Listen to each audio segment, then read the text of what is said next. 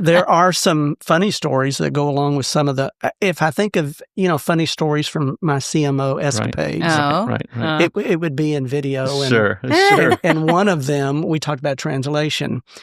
For me and my ministry here at CSBC and promoting CMO, the most difficult was to move into translating the videos and to get more in other languages.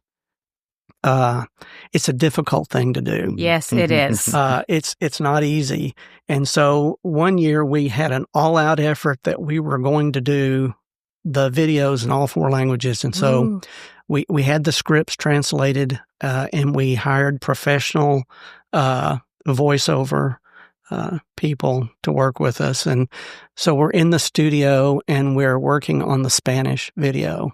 Well, the gentleman that was hired was a professional voice talent, and he was Catholic, and yet he was reading this script that was very evangelical. Right. And so the words that Baptists use and the words that Catholic use aren't always the same. Right. Because every place that we had translated pastor, he would say padre. Oh, no.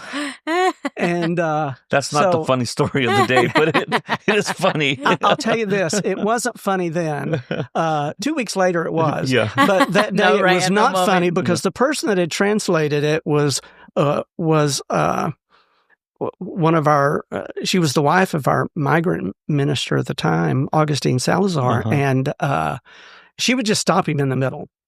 And so then they would speak in Spanish, which I knew nothing about what they were talking about. Right. And she was correcting him. Oh, she was correcting him. And being Hispanic, sometimes that doesn't go over from a... Well, Mama corrects, man. That's right. Mama corrects. Right. But he kept telling her that she was wrong, that it was padre, and she was like, no. Anyway, we had to take a break. So we took a break, and the producer went to the talent and pretty much set him straight. Okay. It was like, here's the script you've been given. Yeah. Even though you may not agree with this, this is what we're paying you. Stick to the script. Wow. Did he? I see he did eventually. And he did. That's eventually. Yeah. Wow. But what should have taken us maybe an hour probably took us an hour and 45 minutes or 2 hours to do. And so... Welcome to the GC Collective podcast, brought to you by the California Southern Baptist Convention. From local missions to global impact, we explore the vision, passion, and heart behind our collective movement in California and around the world. Where better together isn't just a motto, it's how we maximize our impact in fulfilling the Great Commission. Hello, California Southern Baptist family. Welcome back to the GC Collective podcast. Pete, we missed you last time. Well, it's good to be back. Wait a minute. Is there a camera now behind me? I see you looking right into a camera. Hi to my people. What a ham. Oh my goodness.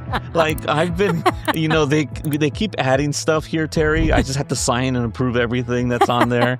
By the way, we have Terry Barone. We do. The previous communication director for the California Baptist Convention. Yeah. He served here for over 30 years. Thanks for making time to be here. Yeah. Well, thanks for asking me. It's good to be remembered. This is going to be a treat and a half for me, really, to Are have you kidding me? Remembered? We talk about him all the time. Remember how Terry used to do this? I know. And bro... And then you follow that up by, aren't we glad we don't do it that way No. No, I'm always like, how would Terry have done this? Yes. Some things have changed. Some have changed not for the good. Some have changed for the good. And you have a lot to do with so much of what we do today.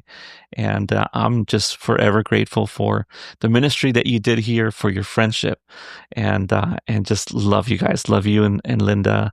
And I'm just glad to be able to call you friend. You know that. Thank you. You know that, right? Yes. All right, friend. Well, we're here today to talk about the California Mission Offering, and you and I were talking about who should we bring, and it was a no-brainer. We need to call Terry because there's nobody who knows more about the California Mission Offering than Terry Barone. Sure. And so you were so gracious to say yes. Thanks again for being here. But before we get to that, we want to celebrate something. Yes, let's talk about disaster relief. We had some massive fires in the LA area. We also had some horrible flooding in Texas and New Mexico in the last couple months. And our disaster relief teams have been doing all kinds of just incredible work, having gospel conversations with people, bringing hope and healing to those that are suffering. And every year, our team makes sure that they recognize those that serve alongside the teams. And this last month, they met at Woodward Park, and they were able to recognize a few of the people that have served. One of the persons that was recognized is Naomi Paget. If you do not know that name, you have Who to doesn't look know her that up. name? You know, she is just a woman. When her and her husband John just committed themselves to the work of disaster relief and other work as well. They've served at Gateway, but she continues to do this, and she's advanced in her age and just tough as can be. Yeah. But just really good at what she does. And training chaplains has been her passion. Yeah. And I was trained by her about 20 plus years ago, and so many others that are doing work in SBC life, in disaster relief, with the North American Mission Board. Yeah. I mean, all over the world. Yeah. So. Yeah. And also, it's not just those who, volunteer and get badged, but there are a lot of churches that have to come alongside to support the work that's happening, or else we would not be able to do what we can do in the ministry. And I know that you and Kendrick were out at some of these churches down in SoCal that supported. Right. So, yes, we wanted to say thank you. For me, it's so important to be able to say thank you to churches after they come alongside of us. And there was 3 churches that supported us in a tremendous way. One of them was in Santa Monica, but 2 were closer to the Pasadena fires. And one of them was with Pastor Young, and that church is Living Rock in Pasadena. Okay, and then shout out. And then the other one is the Alhambra Chinese Mandarin Baptist Church. Oh, yeah. Where Francis Chung used to be at, and his dad Peter was the pastor there. Yeah. Now Pastor Allen, who's on sabbatical, so he's probably not hearing this now. But shout out anyway. And I was able to go preach at the church, and then I was able to go say thank you to them. And yes, we gave them some recognitions as well. So it's been a time of just saying thank you to the volunteers, to the churches, because it's not easy to open the doors of your church for months and have hundreds of people come in, sleep at your church, and you just be gracious about it. And that's what these churches did. They just opened their doors and said, stay here. We'll change prayer nights. We'll meet in different places. We'll do whatever we need to do so that our Southern Baptist family can minister in the name of Jesus in the community. So really neat stuff. Yeah, it really upsets the apple cart, and churches who are willing to say, that's okay, we'll do whatever it takes to help, love our neighbors in whatever way we can. I think it's a real gift. Yep, absolutely. Yeah. Can I chime in here? Yes, chime in. Well, it's really interesting that you mentioned Naomi, who has been around for years. As a matter of fact, we used her one year in a CMO video. Oh, really? And so, but that's not why I wanted to chime in. I'm a member of a community choir here in the Fresno Clovis area, and one of the other members is a member of one of our Southern Baptist churches, and I was talking to her one evening at the break during practice, and she said, yeah, I'm going to disaster relief training for chaplaincy. And I said, oh, so who's leading it? And she said, some woman, I think her name is Naomi. And I said, oh, Naomi Paget. She said, yeah. And I said, well, you'll really like her. That's really about all that I said. And then the next week, I was talking to her and I said, how was training? She goes, oh my gosh. She was just taken aback by Naomi and how knowledgeable she was and how sympathetic and empathetic she is. And she was just, she couldn't sing her praises enough. Right. And so, so it's wonderful to see that continue. And for disaster relief to be a great part of California Mission Offering. Yeah, absolutely. If you've seen the video that just came out this week while we're recording, there's the television network in New Mexico got a hold of the ministry that's being done by our disaster relief teams that are out there working with the Colorado teams. And though the floods happened weeks ago, our teams are out there, they're cutting out drywall that got wet, and they're spraying so that mold doesn't get, grow. And it's just work that would cost the families hundreds of thousands of dollars to do. Yeah. And our teams go in there and they do it for free. Yeah. It costs money to send them. It costs money to have the equipment to send them. And thank God for all the mission work that we do together as Southern Baptists that supports all that we're able to do the work that is so needed in time of disasters. And so what a blessing. Yeah. What a blessing disaster relief is. And Naomi's one of a kind. Yes. All right. Yes. Let's talk about California Mission Offering. So we've come upon the season. Now, I've only had the pleasure to kind of, support this offering for a couple of years, and I feel like I'm still in the learning curve. Terry, you have been doing California Mission Offering for decades, right? True. Yeah. For more than 3, I did it. For more than 3. And it changed dramatically during that time. Really? Yeah. Yeah. When I first started here, we mainly focused on print. Right. And newspaper media, if you will. Yes, of course. And over the time then that began to change and move into video. And then the last few years I was here, it moved into social media. Yeah. In addition to all of those other things. Right. And so it was kind of like a snowball. It just continued to grow. Do you remember what the first offering goal was when you were here in those early years? Or how far back can you remember? Well, I don't remember a specific goal. I will tell you that when I first started at the convention in the early 90s, we were collecting, and our goal was somewhere in the same range of $200,000. Okay. And over the years, that increased, to almost $600,000 one year. Wow. So it's been very different. California is very different in looking at state missions than I think many other state conventions are. I came from a larger state convention where we collected millions of dollars for state missions.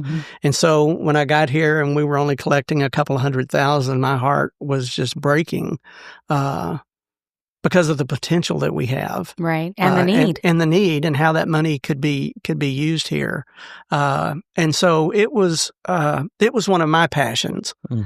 In that I really wanted to do everything I could to get the word out and to bring more churches on board. Yeah.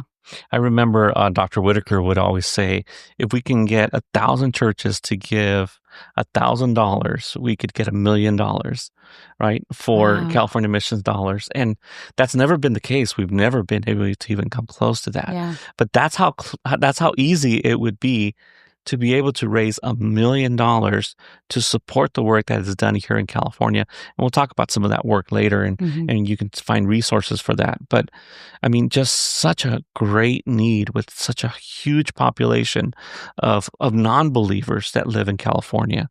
And so that passion, I always wondered, who gave for me, Dr. Whitaker, that 1,000 churches at $1,000? Was that you? No.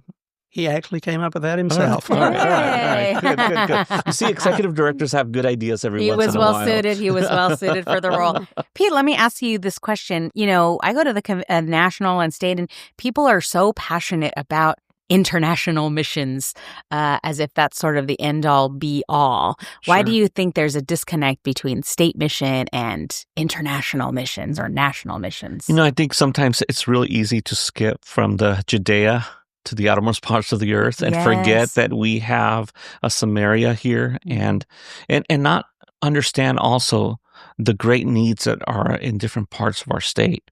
Maybe sometimes when you're in the city, you see churches all around you. Oh, yeah. And you forget that there are over 1,033 neighborhoods that today in California do not have a evangelical church. Did you know that, Terry? We've done the work with the North American Mission Board, and we've identified over 1,000 communities that do not have an evangelical church. Yeah. And so the work here in California is still huge. I mean, there's some countries that don't have that many communities, right? The population of California alone is equivalent, if not greater, than most countries in the world. And the Great Commission cannot be ignored in California. Yet I think a lot of times it does, because all you think about in California is your neighborhood. Yeah. But there's a lot more to it. Well, I think part of that also is history. I mean, when you've got almost 200 years of history with Lottie Moon Christmas Offering, certainly, and what brings many churches into the Southern Baptist Convention or California Southern Baptist Convention are national things that are going on, and so they probably get exposed to that earlier, sooner, and then just frankly. I don't mean for this sound to be a downer, but maybe we haven't done as good a job as we should in educating our folks, which to me is really strange from the standpoint that many of our first churches were born out of those that migrated to California from the South because of the Depression and the Dust Bowl, and they had international missions, North American missions, and state missions, but they didn't bring all of that with them. They didn't put those roots. They didn't feed that for some reason. Sure. And so that's been something that we've had to overcome. Yeah. It's interesting to me that through the years, there's been churches that have received, whether it's training or financial support or care, through the convention using California Mission dollar funds, and not realizing where the money comes from to be able to do those things. Right. And it happens a lot. For example, there's a former staff member that used to work with us whose son planted a church, and his church got started. It's a great church, and had never given to the California Mission Offering. Oh, yeah. and so, they were getting financial support every month, and they had gotten grants for different things, but they had never given to the California Mission Offering. And so at one point, the mother said, why don't you support this? Don't you understand the value of it? You got funded all these years. You got funded all these ways through California Mission dollars. And it was just like a light bulb that went on. And I wish that light bulb would go on with more people. Yeah. So many people, they really do care about California, and they want to give to California. And this is one way. For me as executive director, it's always a struggle. Do I push California Mission Offering more, or do I push the cooperative program more? Yeah. Because really, if we had enough cooperative program dollars to come in, we could take care of everything. We wouldn't need the other. But yet this gives people an opportunity to give something that they're very passionate about. And that's California, their state. And I have both passions.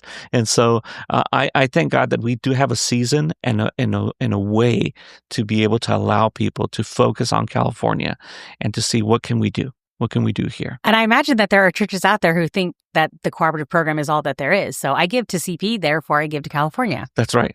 And it's true. They do give to California, but there's a way to give a special offering every year. Yeah. And that's the California Mission dollars. I mean, Terry was telling me that, what he does is every month he gives a special offering. I'm waiting for him to give to the Pete Ramirez special offering. But, we don't have one of those. Ain't gonna happen. Gonna happen. Oh, gee.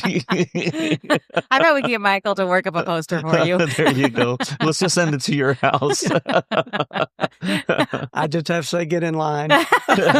Everybody's got their hand out. But Terry, isn't it true that, really, you were sharing with us that every month you give to a special offering.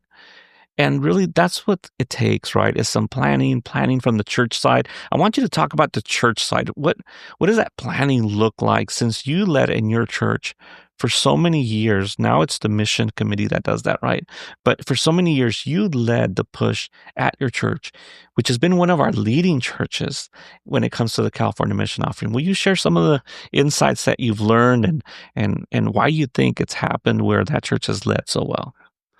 Well, I think it's a combination of things. Certainly, you have to have what we might call a champion in the church who will take the reins and move it forward. But I think I come from a unique situation with my church in that we've always had pastors who have benefited from Southern Baptist ministry. And so they have been wholeheartedly supportive of not only the national, but the state convention. Yeah. They've all been trained at Southern Baptist seminaries. Some of them have gone to Southern Baptist colleges and universities. And my current pastor was a former church planter. Mm-hmm. And so they'd been familiar with the work of Southern Baptists, and they believe in it. Mm-hmm. And that goes a long way. But other than that, having someone that will take charge of that'll take those materials, will see that the posters are put up, make sure that videos are shown. Mm-hmm. We've done even a little bit of canvassing in our church, and the one thing that people say about all of the offerings is we like to see the videos. Yeah. Not as much the printed materials, maybe, right? But the videos tell the story, right? Yeah. Right, and so I think that's really important, and I think that's why it's important that we have those digital resources to share with our churches. That's where the heart comes from when people can see it. Right. They're willing then to give to it. Right. Well, I remember recording many videos with you, Terry, and I remember sharing the story. And I remember one time I was sharing the story of how the California Mission Offering was what allowed us to do the state youth conferences. And I was sharing one time when I was recording about how my wife had been a youth that received Jesus Christ at a state youth conference. Wow. And Terry's on the other side of the camera, and he's bawling. Yes, Terry. Terry has been known to shed a tear. Terry's just like, man, you see the gratitude in your face, just the thankfulness that you had towards the Lord. And I believe it's not just because you worked here. I believe it's because you encouraged your church, and that church was giving faithfully. You worked alongside your pastor. You worked alongside those leaders, and you knew that it was making a difference. It's just really neat for me to be able to know that our staff is not just about promoting things, but our staff had our heart in what we were doing. So that was really neat. Anyway. So if you're out there as a church somewhere trying to promote CMO, what would you recommend people to do? Well, I think I'll go back to just what I said. If they don't do anything, show the videos. Yeah. I think that's probably the most educational thing that you can do. I mean, today, the pastor and the whatever set time you have for your worship service is assaulted by everyone wanting, 5 minutes. Yep. And if everybody got 5 minutes, then the pastor would have 5 minutes to preach. And so, and most pastors are not willing to give that time up.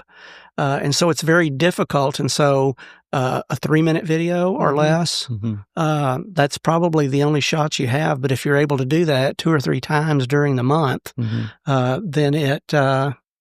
it helps. And I think that's probably the most effective way that you can do it. Right.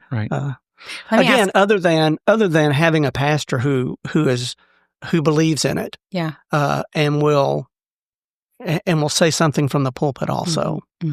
I want to ask a question. There are some churches who they just bake it into the budget, and they send their quarterly check, and the church is none the wiser that they have been giving faithfully to the California Mission Offering. And then there's a church that does the traditional month-long campaign. They're telling the stories. They're putting in the bulletin insert. They've got the posters. They're working towards something. And there's some that do a combination of both. And there are some that do nothing. Right. So is there a better, do we think? It's a hard question. Terry? Well, there's always a better. And the better is to do it all. Yes. Now, that comes from, someone who worked diligently, just like you do now, and your staff, and, creating posters and other media to help with that. And you hate to see that go to waste. Right. And so, I would say, a combination. Certainly, and I guess I'll have to go back to the video. I think the video is something that can really cross generational lines. Yeah. Even though your senior adults may not have, they've had television, but they didn't grow up on, this video age that we're in, right? Where our younger generations have. But even those seniors, they get on Facebook and they get on other platforms, and they are now accustomed to watching video. So I think it's the one thing that really does cross lines. Even if you had a bulletin insert and you were able to give it out somehow, people don't read. Yeah. Terry, I have a question for you. In your years that you were promoting the mission offering, what's the most languages that you ever translated the material into? I think the most that we really ever translated was, we had English, and then we translated it into 3 others. So 4 languages was the most. Yeah, that's great. We always did English, Spanish, Chinese, and Korean. Yeah. Okay, great. That's wonderful. That's one of the things that I was very encouraged. I think didn't you guys do Vietnamese? I know Vietnamese has been part of the conversation. It's like the next one that's about to roll in. Right. Well, it is one that I think North American Mission, the Annie Armstrong Easter offering, and the Lottie Moon Christmas offering, I think Vietnamese is one of the languages that they do. But I don't think we ever did. No, I think it's just so important to remember that the materials are in different languages. Right. So it's not everything's in English, and it's self-explanatory. I actually downloaded the little work, the family curriculum. The family curriculum that was created by. Really, Sarah took all of Carol Bohr's greatest idea. If you guys don't know who Carol Bohr is, she's a director of missions wife up in Northern California, and they help out because we want kids to be taught from very early on. Yeah. So that's been a push for the last couple of years that we've been using them as a resource to help us to do that. But you're right, the videos are so important, and we do videos for kids now for CNO. We do. I actually want to speak into the videos a little bit. So I hear what you're saying. And as a former worship leader myself, I know the tension of we don't have that much time inventory to be giving to these videos. And as, Michael and others who have worked with us have made the journey, the stories are incredible. And I feel like we keep cheapening the story, right? As we cut it shorter. And yes, I understand reels, 90 seconds, this and that. And, but we have actually pivoted this year and last where we have created the long form video, the 15-minute video, the 20-minute video. We know that you're not going to show it in service, but that senior adult Sunday school class would probably make a little bit of time for that once a year, twice a year. It comes with popcorn. You buy the popcorn and then you show them the video. That's what we do with our team. Our here in the office is we get popcorn and we show one of the videos because then you really get to see the wholeness of the work and the stories that are happening. Of course, we do have short versions as well, but I really want to encourage our pastors to consider ways in which you can incorporate the long-form video on Sunday night, during a Wednesday night Bible study, some sort of one-off, tell the whole story. It'll really move you. Terry, just wondering, in your years, I know it's going to be hard for you to come up with it because we didn't prep you for it, but what's one story that you remember about the California Mission Offering that, man, you just remember that story. It touched your heart, and you just thank God for those that gave to the California Mission Offering? There are several. The 2 that really pop into my mind first were Set Free Ranches, and doing some of the video work that we did in the Riverside area, the Inland Empire, just really moved me to see the men and women that felt so down and out and so far away. To be able to be brought into a relationship, that was really special. And also entertaining at the same time. Yeah. Because it's not your typical Sunday morning SBC crowd. Right. I would venture to say it's not your typical Sunday morning, just about any denominational crowd. And so that was special. And then I think the other one, which is so interesting that we've already talked about it, and I did mention about Naomi, pageant and disaster relief. And it was after Katrina, and she had written some things about people that she encountered, and one of them was about a gentleman who was swept away in the waters in Katrina, and was able to hang on to a tree, and he hung onto that tree all night long, and she was able to talk to him about the tree that Christ was crucified on. Wow. And just to hear her, and those were written. And so I said, man, we have got to get this. And, you know, she's a beautiful woman. Yeah. She has this beautiful, soft, gentle voice. And I thought, we've got to get her to put this on video. Yeah. And we did. That's great. And then to hear her tell that story was just, I'm tearing up right now, just thinking about not only the situations the man found himself in, but just Naomi's gentle spirit in leading him. Yeah.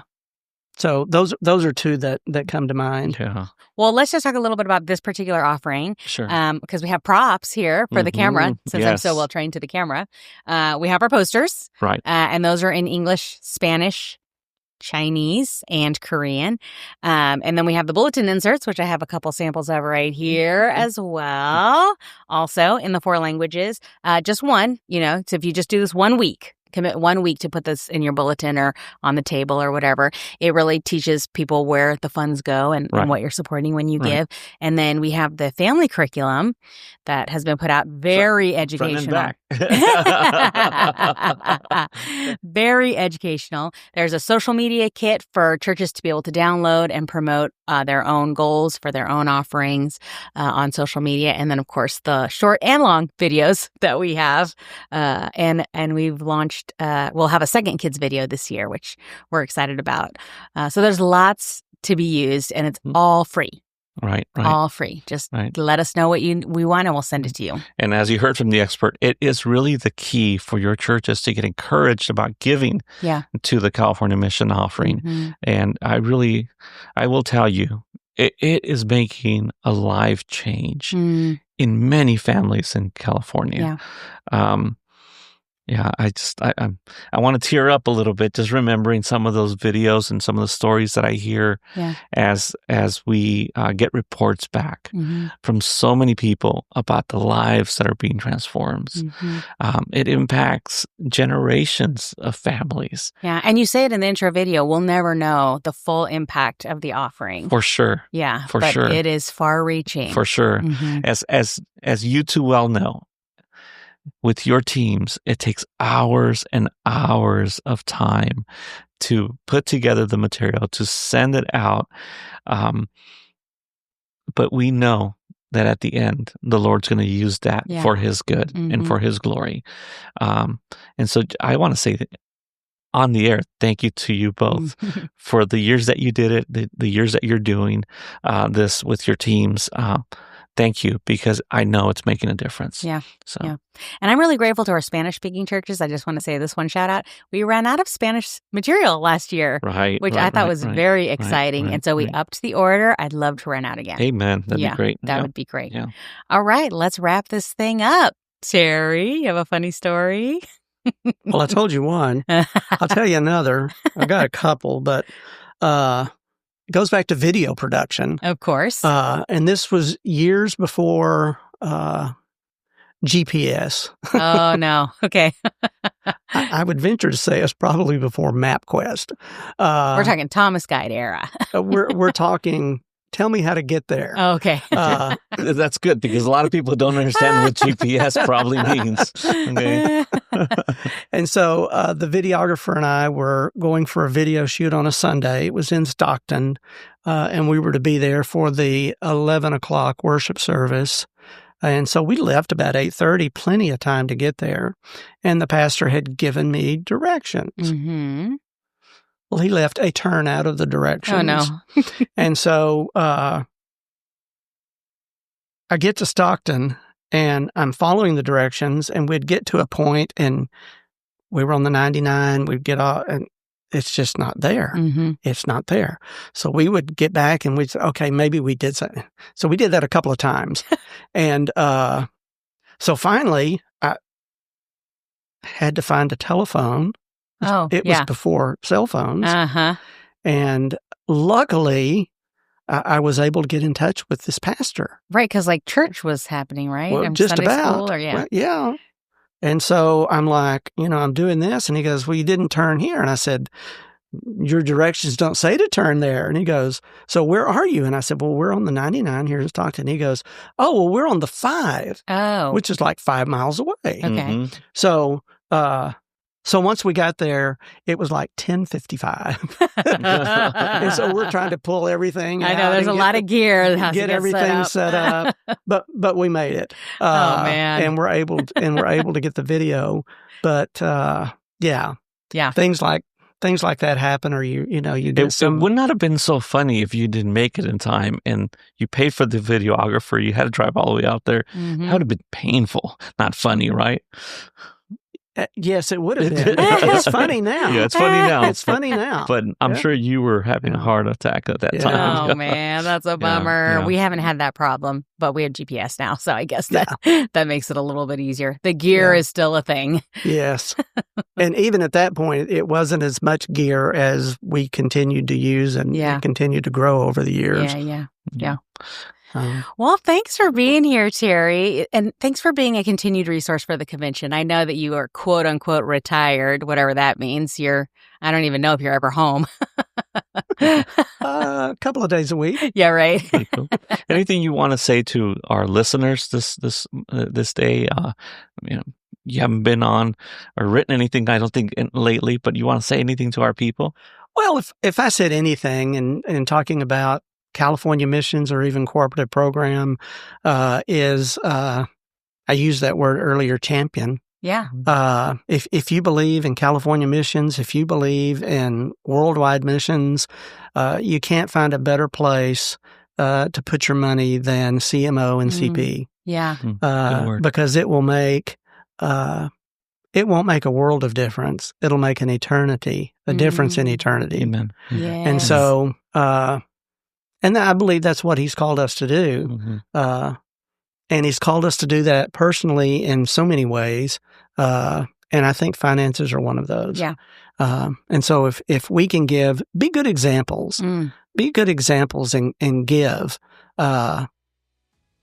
so that maybe your church will be a good example and give. Yes. Yeah. Well, thanks again for being here. We'll have to have you back again when we want to know where all the bones are buried. I know that you know all of that. There's so much that's changed in this building. I think they've been moved. That was the first thing someone told me. You have a great asset in Terry. He knows where all the bones are buried. And I've always tucked that away. That is true. All right. Thanks for listening, everybody. We have an email address, podcast@csbc.com. Thanks for listening. Bye. Bye.